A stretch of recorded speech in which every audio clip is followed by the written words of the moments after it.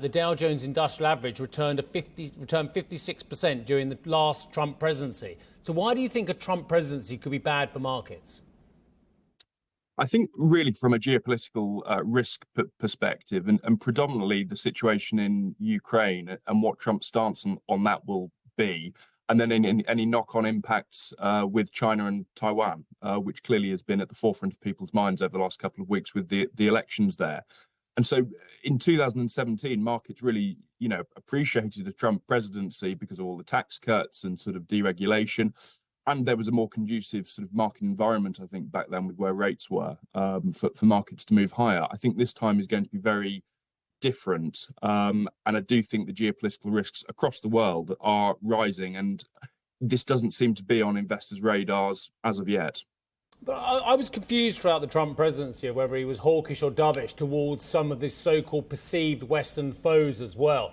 Net, the market took his relations with the likes of President Xi and Kim Jong-un, I should say, took it rather well, actually, as well. And he didn't necessarily upset the broader apple cart or do anything different from what the Democrats did before or are doing afterwards as well. Again, across the board in the United States, what we do see is a moderately antagonistic view from both Democrats and Republicans. What will be different in terms of how he approaches it, though, and creates a higher tension on geopolitics?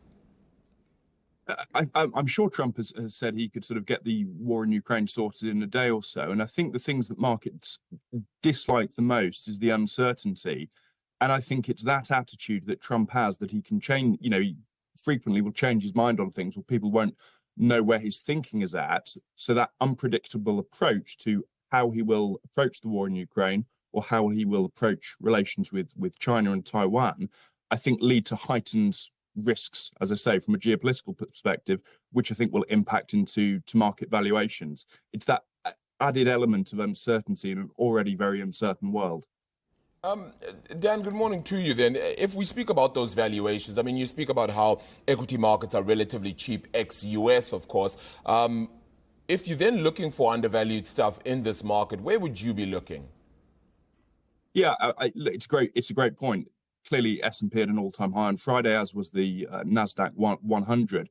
But Europe, not as an all-time high. Emerging markets, not as an all-time high. UK, not at an all-time high. Small and mid caps, not at all-time highs. I think there are so many areas from a global perspective that still look very cheap from a medium to long-term perspective. And so we've been allocating capital more towards emerging markets, more towards UK and mid and small caps, and more towards American smaller companies as well, along with fixed interest with, 10-year treasuries at north of 4%. We feel that offers pretty good value over the medium to long term as well. Hi, I'm Joanna Bersecci, and thank you for watching. You can check out more of our videos by clicking on the boxes on the screen. And don't forget to subscribe to our channel for more from CNBC International. Thank you for watching.